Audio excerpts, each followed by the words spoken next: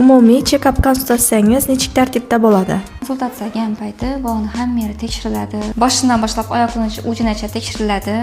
Полный anamnez, ya'ni bola haqida hamma ma'lumot yig'iladi. Ovqat yeyishi ham bu yerda inobatga olinadi va keyin muammolardan gap chiqib, biz analizga yo'naltiramiz. Achimini analiz olamiz. Analizda bizlara organizmda nima bo'lib turganligini analiz ko'rsatib beradi. Analizsiz bu narsani aytish umuman ilojisi yo'q. Check-updan keyin sizga maxsus lechniya yoziladi. Bu yerda biz ichak faoliyatini ishlab turganini ham bilamiz. Maxsus analizlarga yaramiz. Shuni inobatga olib, JKT, желудочно-кишечный trakt, ya'ni ichak faoliyatini o'rganib chiqamiz. Organizmda yetishmay turgan moddalarni o'rganib chiqamiz. Hammasini umumiylashtirib, keyin уже yondashamiz. Bu konsultatsiyamiz katta konsultatsiya. Shuning uchun ko'proq vaqt kerak bo'ladi. Polni bolani o'rganib chiqishni. Keyin уже analiz bergandan keyin qayta ko'rikka keladi, mana chiqamiz.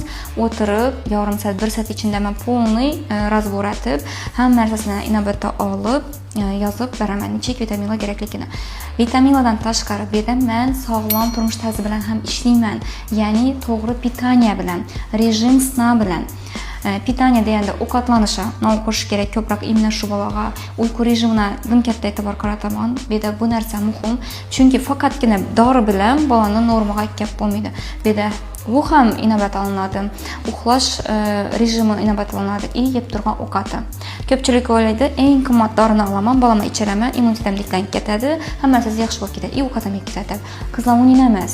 Biza butunlay organizmni ishlash uchun hamma tarafni e'tibor etishimiz kerak va ishlashimiz kerak ona sifatida. Agar buning konsultatsiyasi sizga qiziq bo'lsa, konsultatsiya yozilishingiz mumkin mana shu nomerlar orqali.